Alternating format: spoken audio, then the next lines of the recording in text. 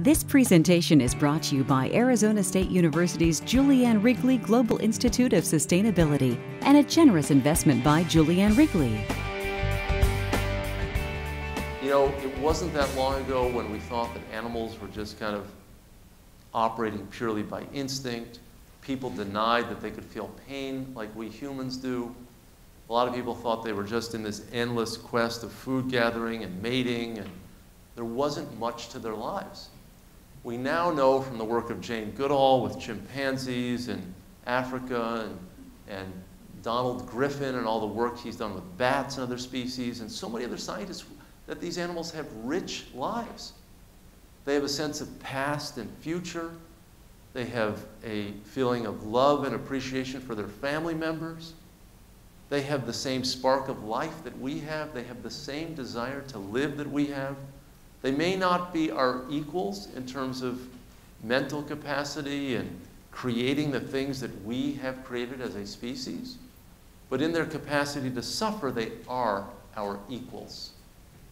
And in terms of relevant moral criteria, that, to me, is the key one. You know, when I think about the humane economy, I think about this issue of whales.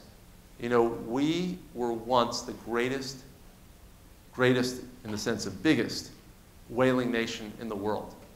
We had ships that left ports in New Bedford and Nantucket, and they would ply the world's oceans in search of right whales and humpback whales and blue whales and fin whales. And people killed those whales and, cut them up, extracted the oil, and whale oil fueled the 18th century and 19th century economies of a growing nation, the United States. But in the latter part of the 19th century, the second half, we developed petroleum, and we began also to think about our responsibilities to animals. After the Civil War, you had the first conservation groups formed, you had more and more science. Charles Darwin advanced his theories of evolution and the continuity of life. And we began to realize, well, we may be able to generate energy in other ways. And we also are now recognizing that these whales are the largest animals who've ever lived on the planet. They can be 100 feet long and be 100 tons in terms of the biggest blue whales. Should we be killing them? Should we be harpooning them just for some whale oil when we now have alternatives? And you can kind of fast forward to our current circumstance where the United States, once the biggest whaling nation in the world, is now the biggest opponent of commercial whaling in the world.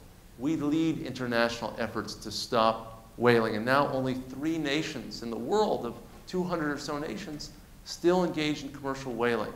And it's a dying activity in all 3 of those countries, Japan, Norway, and Iceland. And in its place, now we have a new business built on the appreciation of whales. We have whale watching tours that leave from Monterey or from Los Angeles or now from New Bedford or Nantucket. And the only place we see the whaling ships is in the museums that talk about this portion of our US history. And now it's a multi-billion-dollar economic enterprise to keep whales alive and to watch them. And the beauty is you can watch them over and over and over again. You can kill them only once, but you can watch them 100 or 200 or 500 times. That is sustainability. That is humane. And that is economic progress. And I think for all of us here tonight, a great example of what it means to think about the humane economy.